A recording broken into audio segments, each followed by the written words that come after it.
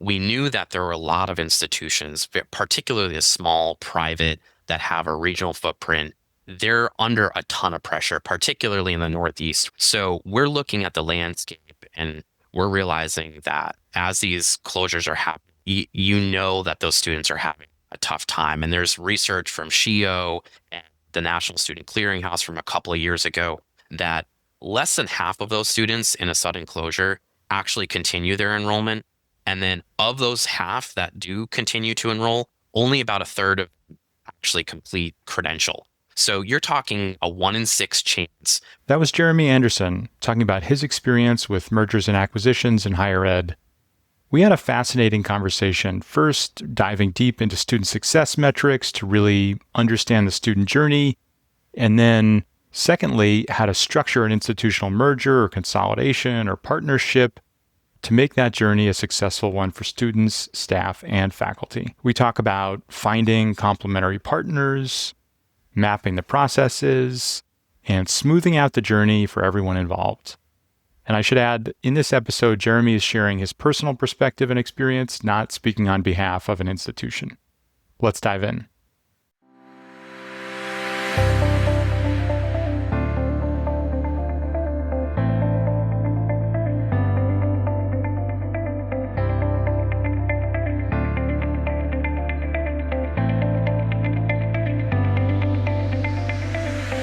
Welcome to the Connected College Podcast. I'm your host, Elliot Felix. I've helped more than 100 colleges and universities change what they offer, how they operate, and the way they're organized to enable student success. Join me for insightful interviews with higher ed innovators sharing the stories, stats, and strategies to create better connected colleges and universities. So, welcome, Jeremy. I'm so excited for our conversation about the role of M&A in student success. I'm super excited to be here. I appreciate the invite, Elliot. Tell us a little bit about how you got started in higher ed and what you're up to today. Yeah, An interesting journey. it sure has. And my story is very nonlinear. I actually started as a high school teacher, history and social sciences. And in my state of Connecticut, where I come from, it was required that you had a master's degree. So I had to really think about what do I want to be when I grow up. And that's when technology and data really gave me a bite. And once I got into the master's program, I started to think about how do I even grow my influence on student success beyond the individual classroom. So through that process, I actually met some folks who were connected to Quinnipiac University, where there happened to be an opening. And they said, let's have you come and be an instructional designer technologist. I got into higher ed and I just realized there was this whole other world of working with faculty and service units to really drive student success. Looking at how technology and data can really transform the student experience and get more students through to success, that really became my driving forces to work with as many different clients on campus to understand our students, understand indicators, the early indicators of their success, the long-term outcomes that we're trying to drive towards, and how do we start to close those gaps by improving services, improving curriculum instruction. So that it's been like a 20-year long journey getting to that point. That's such an interesting journey. And it seems like technology and data and working across these different functions is sort of the through line. And those things have changed a lot. And I think certainly data, we went from having too little to too much, and now, so much reactive and looking back as opposed to predictive. It's been this very interesting kind of evolution in all of my roles, though, with lots of stops along the way and different functions reporting.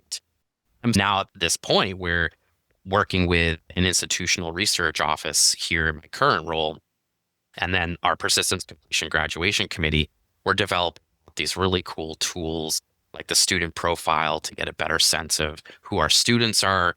We're building out an early momentum metrics model to understand how they're experiencing the college experience first term, first year, a predictive model. Are they going to make it into their second year? And then this much larger product of program vitality. Really, it's a tool set of dashboards that asks how are students going through at a program level. What are the bottlenecks? How well are these programs producing from a margin perspective. So it's really an institutional management tool that's rooted in student success. And on the other side of that coin, institutional success, because we need to be producing across the portfolio in a fiscally responsible way. Looking ahead, as you reflect on this and as you think about your momentum metrics and your dashboards, what are the metrics that define student success for you? Oh boy, that's a really good question. And I let mean, me I'm sure just, there's a bunch of them, and there's yeah, broad the, and general and yep. specific and whatever. So the place where I start, and it's why we're actually working a student profile here at my current institution, is what the student's intention is. I'm a big believer in backwards design and then personalizing experience for whatever that outcome is that the student's after. So when I think about what success is, if a student fills out on the questionnaire that I intend to transfer, and then we ask them a question in how much time do you intend to transfer and what institution do you intend to go to?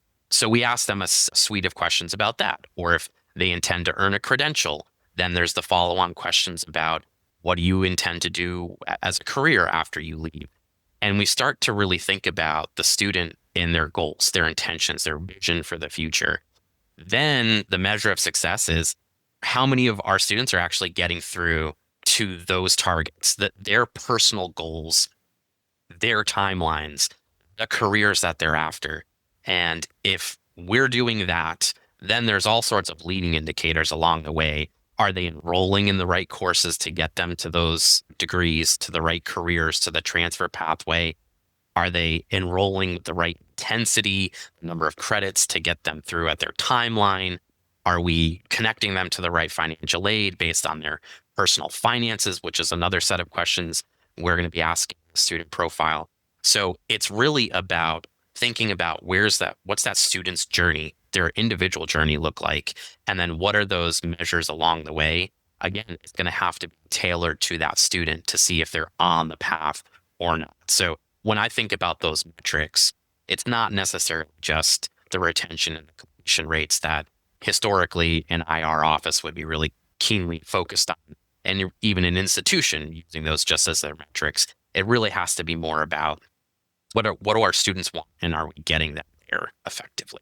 Starting from the student goals and then working backwards to design the journey to get there makes so much sense. And I love these examples about are they taking the right courses?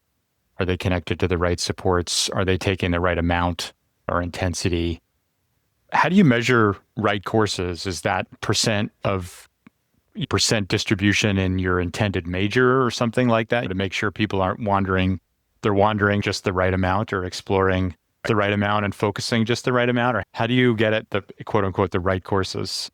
The place where I like to start, and this is what I love about the guided pathways framework, is that you have these kind of buckets of credits Mm-hmm. that a student has to earn, and you, as much as you can, you tighten up what's in each of those buckets so that it's laser focused, that when the student is looking at this list of courses, they know it's going to fit into this bucket.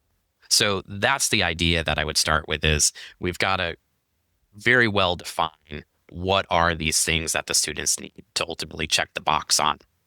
Then, exactly like you said, what we're doing is we're looking to see, are the students actually taking those courses or not? So it is an on path, off path percentage that I would say is really the metric that we're after. And we're looking at that for the first time as an organization right now, current institution, because we do want to know that we've got students who might have a primary declaration of program, but they have maybe 10 other things that they've expressed interest in. So they're all declared programs, but they're secondary.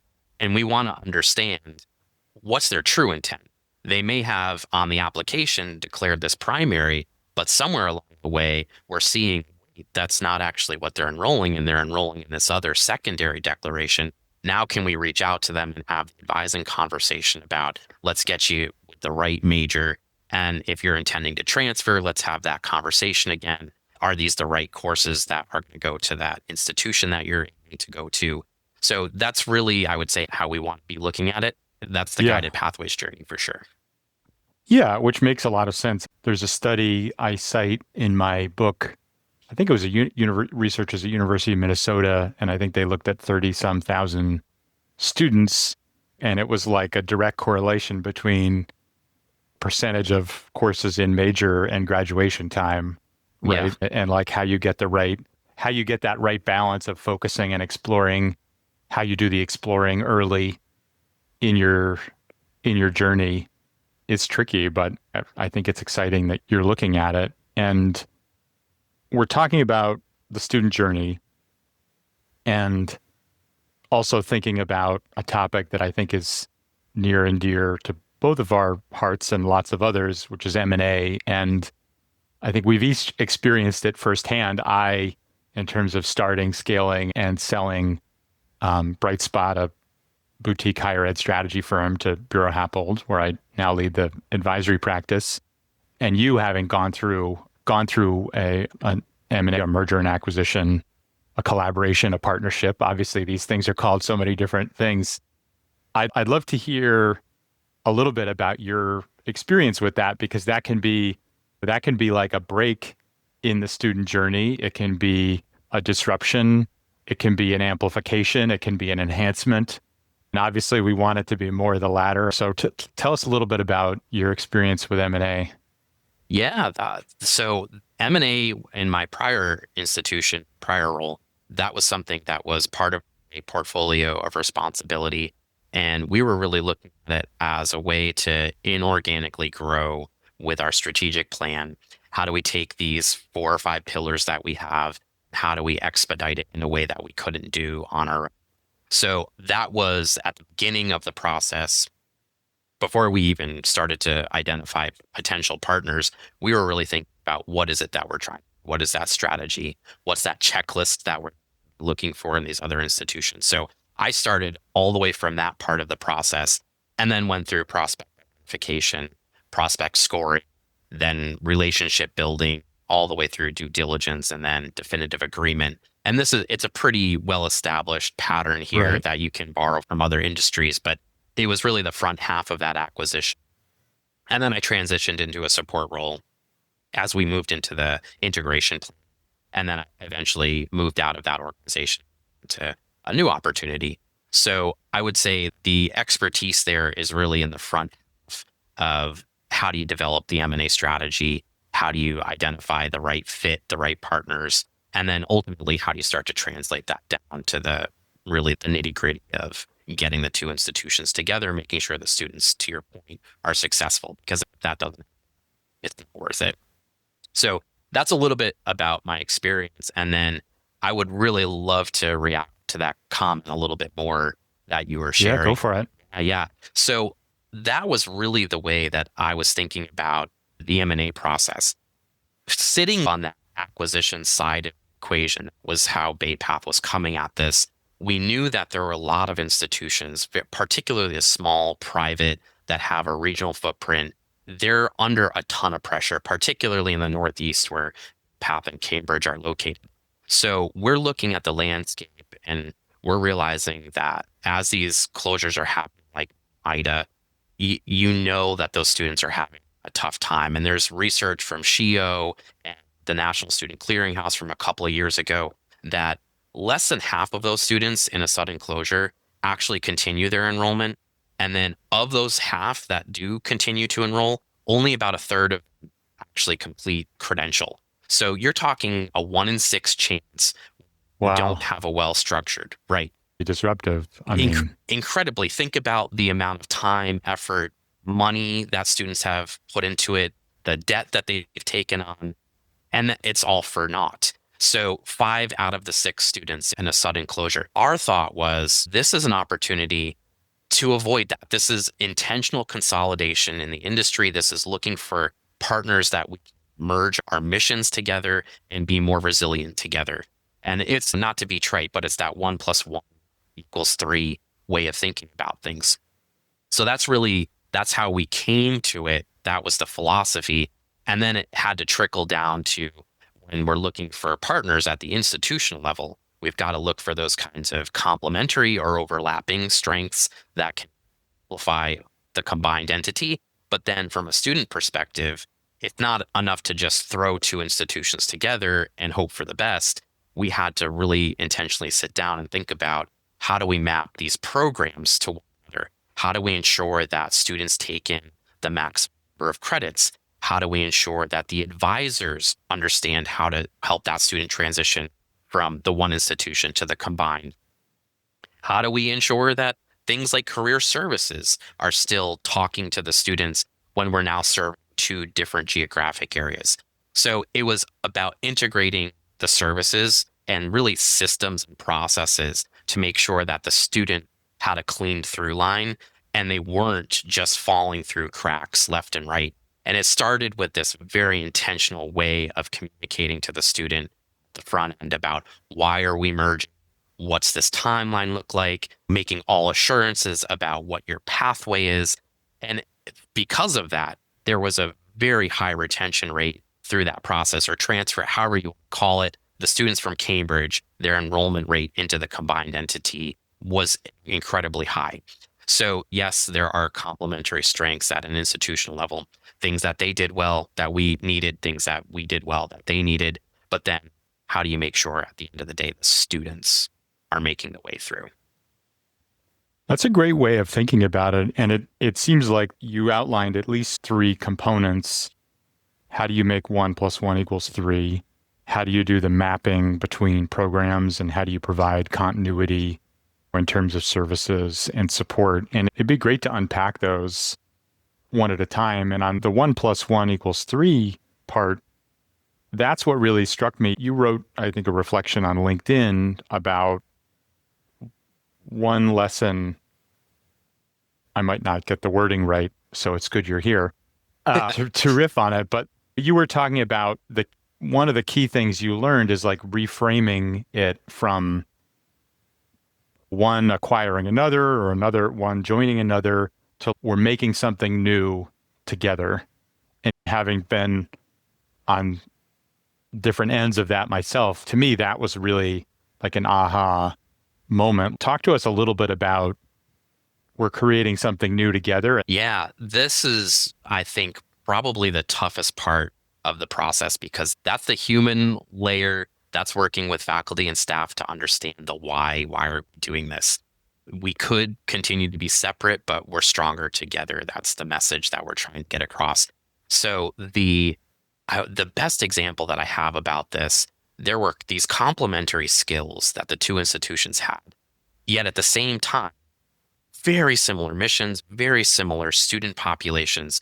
So if we're able to lever these two different strength areas and bring them together and think about how do we adapt and adopt, I guess is Mm-hmm. because it's not a wholesale, you're going to do this or we're going to take this. It's very much how do we bring together our practices. So the good example of a competency on the Bay Path side, they had spent a long time developing what they call the soul model. It was really a digital transformation, student centered with data, systems, processes, and people around the student. And it resulted in industry leading persistence and completion rates that got a lot of recognition across the industry. So we had the skill set, and it wasn't about we're just going to throw soul on top of Cambridge College. It was about helping Cambridge College understand these are the components, these are the systems and tools we have in place. These are things that if you begin to adopt them, you can have the same types of impacts with your students as we go through the integration process. And then ultimately, once we get through that integration, the Department of Ed has timelines around all of this. We will then have a shared competency that will also have been able to borrow some things from your end. They had really been working with this student population, adults served, very diverse background, very career minded, just like BayPath. They had developed, though, this competency about on ramps through non credit learning that could articulate to credit.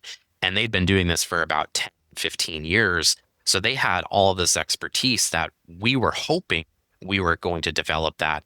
We didn't have 10 or 15 years to do it though. So we started to ask, how does this work and how can we adapt it into our current partnerships work? And so it was a lot of just borrowing of practice across the two institutions. And that's where it's not, again, we're not just taking wholesale what Cambridge did. They're not taking wholesale what Bay Path did. We're borrowing the pieces that work and we're making this new institution that has combined strengths, new on-ramps into the system. But then once they're in the system, they have this kind of soul wrapped around them so that they're getting through to persistence, ultimately completion. So it was really thinking complementarily, how do we put these two institutions together to make us even better than what we've done?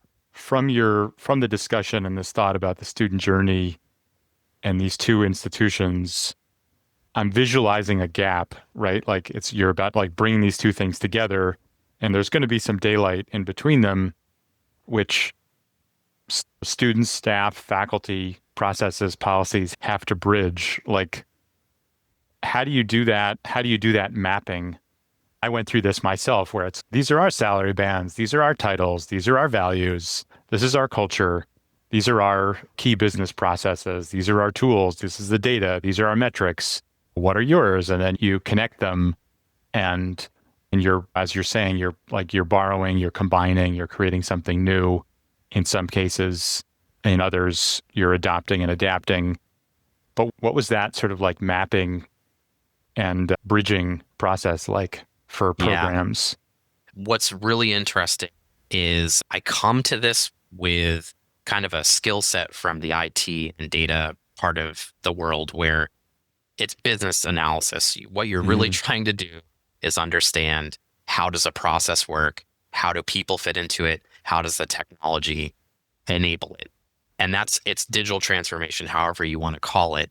We're trying to make our processes frictionless. So I started with that skill set, and we had at the American Women's College, this was the online wing of Bay Path University. We had really developed that soul model from scratch with all of these process maps, with understanding of swim lanes, of roles, and how does technology handoff happen? How does data enable the student to move through? How do we enable staff to use that data to support? So we had developed this model, but it required process maps. And that's, if you get right down to it, these are processes and you have to understand how they work. And that's really what you're doing. So it was great to have that background because we were able to then, during diligence, to say, okay, how do you do these things? And it's not that we were making the map during the diligence process, but we had a rough sense of these are how things work, that those key top 10 or so processes, this is how this works at Cambridge. And we can start to, again, how do we blend these things together into a combined process so we're not running inefficiently two very different ways of doing business? Process mapping, and that does require the people and the technology to be taken into consideration too. But I would say that's how you glue. The glue is the process. So, what are your favorite process mapping tools and techniques? Is this like post-its on a whiteboard? Is it a sophisticated software? Is it a little of both? Yeah, How do you do the process mapping? I'm laughing because I'm old school and I like to get up at a whiteboard with a group of people in a room and draw arrows on the board. So that's me. And there were other people on my team. Our registrar is very much, he does sticky notes. So it's great. We're both lo-fi. Then we had people on the team like our AVP of technology and our AVP of data. They were big into Miro boards. We had folks who like to do Visio. At the end of the day, however you want to do it, it doesn't really matter as long as you're getting down into brass tacks about how do students move through this process and what are those gates along the way that we have to get them through. So I'm always going to advocate the whiteboard, the in-person whiteboard. Just there's something visceral to me about that, but you can do it with technology too.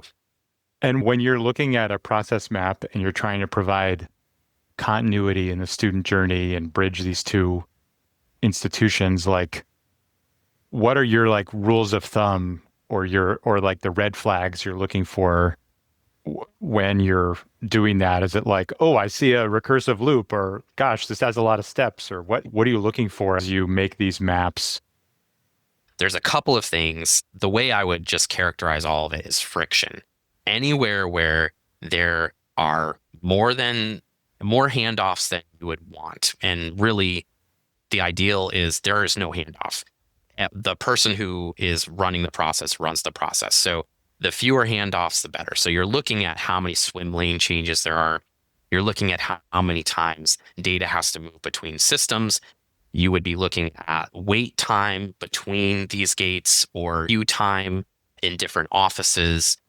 So there's lots of different ways to quantify what friction is, but that's really the concept that we would talk about when we got together with these maps is how do we take out as much time and as much handoff as we can so that the student can get through as quickly as possible to a successful outcome, whatever that process was designed to do. And that's every time you run the process. So every term, usually in student facing services, you have to do that debrief to say, where did we lose students or where were students bottlenecked? And how do we start to take some of those bottlenecks and some of those cliffs out of the process so that we can get more through? So it's not just the process mapping, friction identification, it's continuous iteration and improvement of the process. So it takes a couple of different competencies, I would say, together.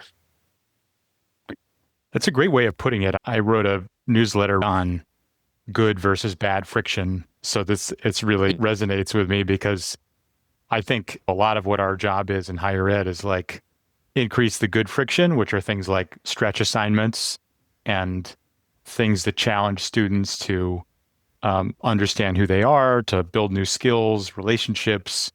And then there's bad friction, which is I have a registration hold and it's says it's a tuition balance, but that turns out to be a financial aid issue. And I have to go to 3 different places and wait in line, wait on hold. And I think if we can have more good friction and less bad friction, we're going in the right direction. Take out the bad friction. I'm right there with you. I'll give you a good example, though, where we intentionally did slow things down for a lot of the reasons you're saying. And it was at that critical moment of the student onboarding. We spent a lot of time thinking through what are those touch points? And we want more, not fewer. Because if the student comes in with a really good understanding of this is my academic program, these are the careers it leads to, these are the finances that I have, this is what I can afford, how many courses I can take, how many terms it's going to require me to be enrolled. If they have a really good sense at the beginning, that's a double benefit. It helps them really take agency of their own journey, but then it helps us understand what's the path that we're trying to help them get through. So the increased good friction, if you want to call that, was we required loosely, if they didn't, there was no hold placed on them, but they were given an assignment to meet with their advisor to talk about their program. They were given an assignment to talk to the career services office about their career interests and is there good alignment with their program? And then they're also expected to speak with financial aid about their package. So you could look at that and say, whoa, there's a ton of touch points here. It's a week or so where there's intensive engagement and students are slowing down before they can actually get in. And that's our enrollment management folks. They want students to get into the door and into their classes as quickly as possible. But this Right through the really, funnel. Yeah. yes, it's funnel velocity. We've got to get them through the funnel. And I understand that at the same time, if what you're really looking to do is get students through the massive funnel of interest to completion to career, then having a little bit of friction there at that transition point pays huge dividends. That's the kind of thinking that led to that kind of industry leading persistence and completion. And then when we did our student graduating survey, the satisfaction with advising with career services was like off the chart, 20% higher than our traditional students who are experiencing brick and mortar type of institutional experience. Yeah, good friction is good friction. Yeah. Sometimes more steps and more touches is really useful. And I think it's increasingly important to discern that as we enter the age of AI and automation. And I often think about there's this great example because people go through their processes, they go through their programs, and they think, what's low skill, high repetition? What can I automate? Where can I take humans out of the process? But you have to be really careful with that because sometimes you're losing some of your really high value opportunities. And one of my favorite examples of this Zingerman's Deli in Ann Arbor, famous deli, so famous for their customer service. They wrote books and do training and all these things. And one of the owners, I don't know if it still does this, but when I was there, if you think about maybe the lowest skill job in a restaurant, it's probably like pouring the water at each table. That's what the owner does, because pouring the water gave him, Ari, a chance to go to each table and check in on people. Sure. Yeah. So he took the thing, not every water and not every table and not every shift, but like when he's in the restaurant, he's pouring the water, and he took what might be like low-hanging fruit or like the easiest to automate or the easiest to push just a lower skilled worker. And no, this is great because this gives me an excuse to talk to my customers and I can see how they're doing. And I always come back to that because there is good friction. It's not that we want to just like blindly automate everything. And you really have to pick your spots. Yeah. This period where I had some staff turnover, I had this opportunity unplanned to do very much like this. So I became the frontline help desk technician while also being a chief over the technology, analytics, and instructional design units. And that opportunity to talk to the customer about how they're experiencing their course, but then also invariably the conversation turns to how's it going at home, at work. And it's really, you have to think about the student is bringing their whole selves to the institution. It's not just they're a student, they're a 1 or a 0 in our systems. These are people with real pressures at home. And it was this humanizing moment for me that for the next 2 years did help tickets and got myself into the queue to work on tickets. So you're exactly right. Understanding the customer and interacting with the customer. AI is not doing that. And maybe it will someday, who knows? Yeah, it just makes a ton of sense. And I interviewed so many people for the Connected College and talked to so many people. And one of the recurring themes from leaders was, how do you stay close to this? Mm-hmm. Because the more you do your job, the more it's going to take you away from students because you're going to be in meetings, you're going to be meeting with donors, you're going to be traveling, you're going to be talking to the board. And the higher up you go, the less time you have with the people you're trying to help. And so you really have to be intentional, whether it's the help desk or living in a residence hall or teaching a class. I think you have to find these moments where you can create the good friction and understand the student, staff and faculty as people along their journey. Yeah, I agree completely. Well, Jeremy, thank you so much for a great conversation about how institutions combine, consolidate, partner, merge, acquire, and the role that can play in supporting students and helping them be successful, not falling through the gap between two institutions, but making the connections, mapping the processes, and making it happen. Yeah, I'm glad to share. Thanks so much. All right, thank you. Thanks for listening to the Connected College podcast. Go to elliottfelix.com for more information about my book, The Connected College, articles I've written, and talks I've given. There's also tools you can download, information on upcoming events, and information on booking me to speak at your institution or organization. Please support the podcast by rating it and reviewing it wherever you're listening. Let's create connected colleges where all students succeed.